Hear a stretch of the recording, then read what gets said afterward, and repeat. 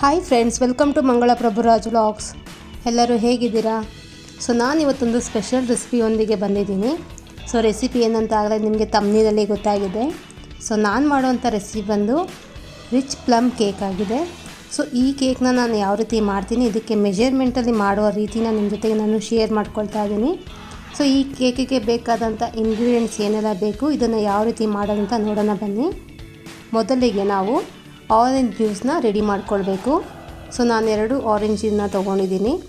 Orange ಎಲ್ಲ ನೀಟಾಗಿ ನೋಡಿ ಈ ಥರ ನಾವು ಜ್ಯೂಸನ್ನ ಫಿಲ್ಟರ್ ಮಾಡ್ಕೊಳ್ಬೇಕು. ಇದಕ್ಕೆ ನಾನಿಲ್ಲಿ ಮಿಕ್ಸ್ಡ್ ಡ್ರೈ ಫ್ರೂಟ್ಸ್ ತೊಗೊಂಡಿದ್ದೀನಿ. ದ್ರಾಕ್ಷಿ, ಗೋಡಂಬಿ ಹಾಗೂ ಬಾದಾಮಿನ ಸಣ್ಣದಾಗಿ ಹೆಚ್ಕೊಂಡಿರೋಂಥ ಎಲ್ಲ ಪದಾರ್ಥ ನಾನು ಇದರಲ್ಲಿ ಹಾಕಿ ಸೋಕ್ ಮಾಡ್ಕೊಳ್ತಾ ಇದ್ದೀನಿ.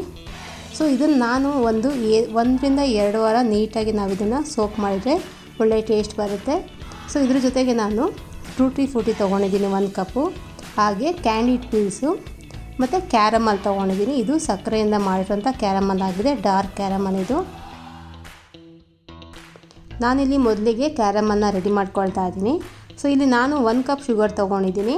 ನಾವು ಸಕ್ಕರೆಗೆ ಯಾವುದೇ ರೀತಿ ನೀರು ಹಾಕ್ತೀರಾ ಅದನ್ನು ಚೆನ್ನಾಗಿ ನಾವು ಕಾಯಿಸ್ಕೊಳ್ಬೇಕು. ನೋಡಿ ಕಾದಾಗ ಈ ಥರ ಪಾಕ ಆಗುತ್ತೆ.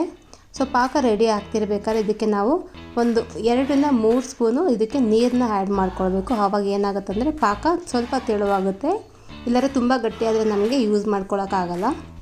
ಇದನ್ನು ನಾನು ಸ್ವಲ್ಪ ನೀರು ಹಾಕ್ಬಿಟ್ಟು ಸಕ್ಕರೆ ಪಾಕನ ರೆಡಿ ಮಾಡ್ಕೊಳ್ತಾ ಇದ್ದೀನಿ. ಇದು ಬ್ರೌನ್ ಕ್ಯಾರಮಲ್ ಆಗಿರುತ್ತೆ. ಇದನ್ನು ಹಾಕೋದ್ರಿಂದ ಒಂದು ಒಳ್ಳೆ ಟೇಸ್ಟ್ ಬರುತ್ತೆ ಕೇಕಿಗೆ. ಹಾಗೆ ನಾನಿಲ್ಲಿ ಬೇಕಿಂಗ್ ಸೋಡಾ, ಬೇಕಿಂಗ್ ಪೌಡರು ಮತ್ತು ವೆನಿಲಾ ತೊಗೊಂಡಿದ್ದೀನಿ, ಮತ್ತು ಕೋಕೋ ಪೌಡರ್ ತೊಗೊಂಡಿದ್ದೀನಿ. ಹಾಗೆ ಇನ್ನೊಂದು ಪದಾರ್ಥ ಬಂದು ಏಲಕ್ಕಿ, ಚಕ್ಕೆ, ಒಣಗಿರೋ ಶುಂಠಿ ಮತ್ತು ಜಾಯಿಕಾಯಿ. ಮೊದಲಿಗೆ ನಾನು ಎಲ್ಲನೂ ಮೆಜರ್ಮೆಂಟ್ ಮಾಡ್ಕೊಳ್ತಾ ಇದ್ದೀನಿ. ಇಲ್ಲಿ ನಾನು ಮೈದಾ ಹಿಟ್ಟು ತೊಗೊಂಡಿದ್ದೀನಿ, 200 ಗ್ರಾಮ್ ಮೈದಾ ಹಿಟ್ಟು ತೊಗೊಂಡಿದ್ದೀನಿ. ನಾನು ಯಾವುದೇ ಒಂದು ಪದಾರ್ಥನ ಮೆಜರ್ ಮಾಡ್ಕೊಂಡಿರೋ ತೊಗೊಂಡ್ರೆ ಅದು ಕೇಕು ಚೆನ್ನಾಗಿ ಬರಲ್ಲ. ಹಾಗಾಗಿ ನೀವು ಆದಷ್ಟು ಮೆಜರಿಂಗ್ ಸ್ಕೇಲ್ ಇದ್ದರೆ ಮೆಜರ್ ಮಾಡಿ, ಅಥವಾ ನೀವು ಬೌಲಲ್ಲಿ ನೀವು ಮೆಜರ್ಮೆಂಟಲ್ಲಿ ಹಾಕ್ತಿರಾದರೆ ಬೌಲಲ್ಲೂ ಹಾಕ್ಬೋದು. ನಾನಿಲ್ಲಿ 200 ಗ್ರಾಮು ಮೈದಾ ಹಿಟ್ಟು ತೊಗೊಂಡಿದ್ದೀನಿ. 2 ಎಗ್ ತೊಗೊಂಡಿದ್ದೀನಿ. ಇದು ಎಗ್ಗಿಂದ ಮಾಡುವ ಕೇಕ್ ಆಗಿದೆ, ವಿತ್ ಎಗ್ ಕೇಕ್ ಇದು. ನಾನಿಲ್ಲಿ ಬೆಣ್ಣೆ ತೊಗೊಂಡಿದ್ದೀನಿ, ನಂದಿನಿ ಬೆಣ್ಣೆ, ಇದು 200 ಗ್ರಾಮ್ ತೊಗೊಂಡಿದ್ದೀನಿ. ಹಾಗೂ ಇಲ್ಲಿ ಬ್ರೌನ್ ಶುಗರ್ ತೊಗೊಂಡಿದ್ದೀನಿ, ಅದು 200 ಗ್ರಾಮ್ ತೊಗೊಂಡಿದ್ದೀನಿ. ನೋಡಿ ನಾನು ನೀಟಾಗಿ ಇದನ್ನು ಮೆಜರ್ ಮಾಡಿ ತೊಗೊಳ್ತಾ ಇದ್ದೀನಿ. ಮೊದಲಿಗೆ ನಾನಿಲ್ಲಿ ಚಕ್ಕೆ, ಲವಂಗ, ಏಲಕ್ಕಿನ ನಾನು ಮಿಕ್ಸಿಗೆ ಹಾಕಿ ಪೌಡರ್ ಮಾಡ್ಕೊಳ್ತಾ ಇದ್ದೀನಿ, ಸ್ವಲ್ಪ ಸಕ್ಕರೆ ಹಾಕಿ. ಇದನ್ನು ಹಾಕಿದರೆ ನಮ್ಗೆ ಒಳ್ಳೆ ಟೇಸ್ಟ್ ಬರುತ್ತೆ ಕೇಕಿಗೆ.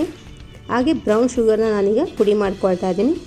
ನಾವು ಬ್ರೌನ್ ಶುಗರ್ನ ಆದಷ್ಟು ನುಣ್ಣಗೆ ಪೌಡರ್ ಮಾಡ್ಕೊಳ್ಬೇಕು, ತರಿಗಾಲ ನುಣ್ಣಗಿರಬೇಕು. ನಾನಿಲ್ಲಿ ಬ್ಯಾಟರ್ ಮಾಡ್ಕೊಳ್ಳೋಕ್ಕೆ ರೆಡಿ ಮಾಡ್ಕೊಳ್ತಾ ಇದ್ದೀನಿ. ಇಲ್ಲಿ 200 ಗ್ರಾಮು ಮೈದಾ ಹಿಟ್ಟನ್ನ ನಾನು ಜಾಲರ ಮಾಡ್ಕೊಳ್ತಾ ಇದ್ದೀನಿ. ಇದರಲ್ಲಿ ಏನಾರ ಗಂಟು ಥರ ಇದ್ದರೆ ಎಲ್ಲ ಅದರಲ್ಲಿ ಉಳ್ಕೊಳ್ಳುತ್ತೆ. ನಮಗೆ ಫೈನ್ ಪೌಡರ್ ಬೇಕಾಗಿರೋದ್ರಿಂದ ಈ ಥರ ಜಾಲರ ಮಾಡಿಕೊಂಡ್ರೆ ಒಳ್ಳೆಯದು.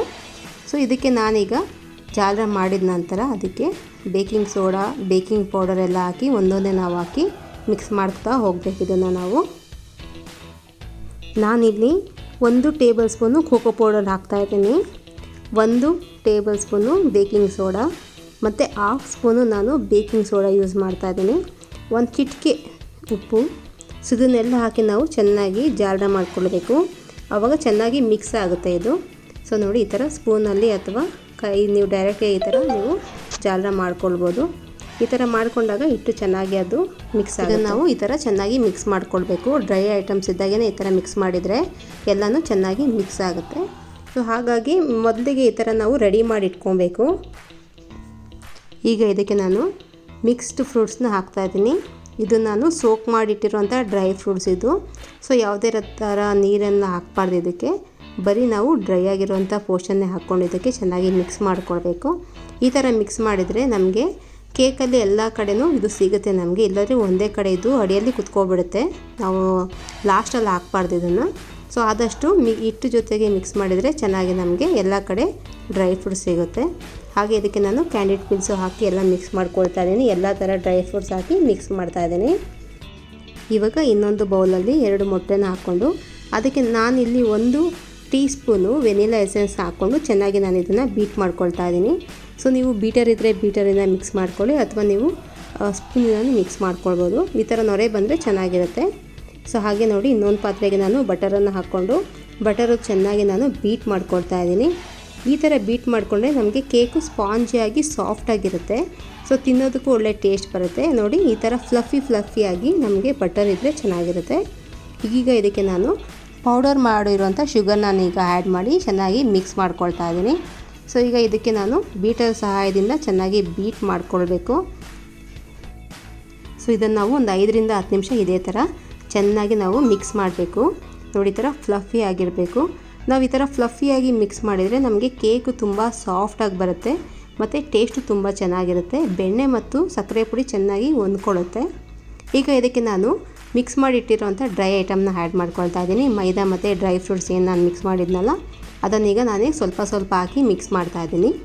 ಸೊ ಇವಾಗ ಇದಕ್ಕೆ ನಾನು ಮೊಟ್ಟೆನ ಈಗನೇ ಹಾಕ್ಕೊಳ್ತಾ ಇದ್ದೀನಿ. ಮೊಟ್ಟೆ ಹಾಕಿದ್ದನ್ನು ನಾವು ನಿಧಾನಕ್ಕೆ ಮಿಕ್ಸ್ ಮಾಡಬೇಕು. ನಾವು ತುಂಬ ಮಿಕ್ಸ್ ಮಾಡಬಾರ್ದು, ಆದಷ್ಟು ನಿಧಾನವಾಗಿ ಮಿಕ್ಸ್ ಮಾಡಬೇಕು. ಕೊನೆ ಹಂತದಲ್ಲಿದ್ದಾಗ ನೋಡಿ ಈ ಥರ ನಿಧಾನಕ್ಕೆ ಮಿಕ್ಸ್ ಕೊಡಿ. ಸೊ ಇದಕ್ಕೆ ನಾನೀಗ ರೆಡಿಯಾಗಿರೋಂಥ ಕ್ಯಾರಮಲ್ನ ಹಾಕ್ಕೊಳ್ತಾ ಇದ್ದೀನಿ. ಸೊ ಇದು ನಾನು ಡಾರ್ಕ್ ಕ್ಯಾರಮಲ್ನ ಹಾಕ್ಕೊಳ್ತಾ ಇದ್ದೀನಿ. ಆವಾಗ ಇದಕ್ಕೆ ಒಳ್ಳೆ ಟೇಸ್ಟ್ ಬರುತ್ತೆ ಮತ್ತು ನೋಡೋದಕ್ಕೂ ಚೆನ್ನಾಗಿ ಕಾಣಿಸುತ್ತೆ. ನೋಡಿ ಈ ಥರ ಅದಕ್ಕೆ ನಾವು ಚೆನ್ನಾಗಿ ಮಿಕ್ಸ್ ಮಾಡ್ಕೊಳ್ಬೇಕು. ಈಗ ಇದು ರೆಡಿಯಾಗಿದೆ. ಈಗ ನಾನು ಉಳಿದಿರೋಂಥ ಡ್ರೈ ಫ್ರೂಟ್ಸ್ನ ಇವಾಗ ಆ್ಯಡ್ ಮಾಡ್ಕೊಳ್ತಾ ಇದ್ದೀನಿ. ಈ ಥರ ಆ್ಯಡ್ ಮಾಡಿಕೊಂಡ್ರೆ ಇದು ತುಂಬ ಎಲ್ಲ ಕಡೆ ಇದು ಸ್ಪ್ರೆಡ್ ಆಗುತ್ತೆ. ಡ್ರೈ ಫ್ರೂಟ್ಸು ಒಂದೇ ಕಡೆ ಇರಲ್ಲ. ಸೊ ನೋಡಿ ಈಗ ಇದಕ್ಕೆ ನಾನು ಸ್ವಲ್ಪ ಹಾಲನ್ನು ಹಾಕ್ಕೊಳ್ತಾ ಇದ್ದೀನಿ. ಹಾಲು ಹಾಕಿದರೆ ಒಂದೊಳ್ಳೆ ಟೇಸ್ಟ್ ಬರುತ್ತೆ ಅಂತ ಬೇಕಾದರೆ ಹಾಕ್ಕೊಳ್ಬೋದು, ಇಲ್ಲಾಂದರೆ ಸ್ಕಿಪ್ ಮಾಡ್ಕೊಳ್ಬೋದು. ಸೊ ಈ ಥರ ನಾವು ಈಗ ನೋಡಿ ಈ ಹಂತದಲ್ಲಿ ಇದು ನಿಧಾನಕ್ಕೆ ನಾವು ಮಿಕ್ಸ್ ಮಾಡಬೇಕು. ಸೊ ಈಗ ಬ್ಯಾಟ್ರನ್ ರೆಡಿಯಾಗಿದೆ. ಈಗ ನಾನು ಬೇಕ್ ಮಾಡೋದಕ್ಕೆ ಮೋಲ್ಡ್ಗೆ ಶಿಫ್ಟ್ ಮಾಡ್ತೀನಿ.